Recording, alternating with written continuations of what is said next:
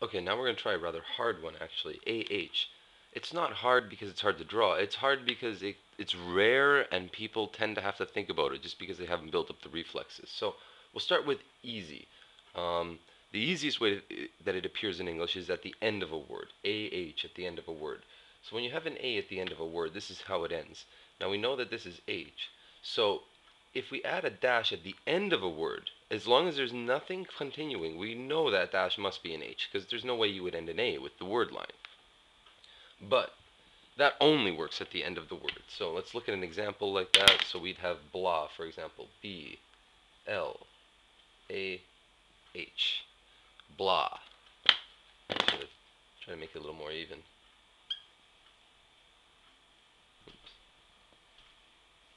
Blah, blah.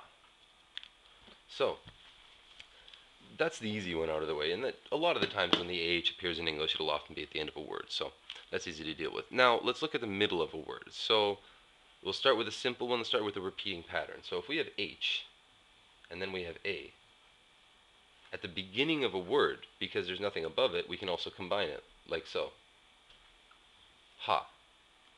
Okay? But normally, what you would have to do is, if it wasn't clear this was an H yet, if it still could be a D because of previous context for some reason, in this case, then you would have to add a small dash to the long horizontal bar. So to draw a ha ha ha ha ha, the easiest way would be H A H A H A H A H A H A, and you've got ha ha ha ha.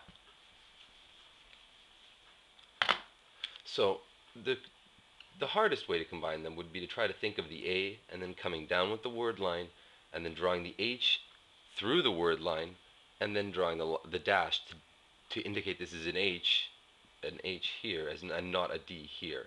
The other thing you have to be careful about is don't draw it too short or it becomes an L. It has to be clearly a bar as opposed to a dash.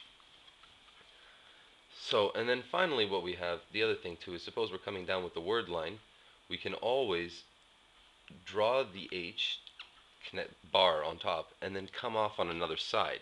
Now this still leaves it ambiguous. It's just another styling option. You'd still have to add a dash somewhere else. So this would continue down here.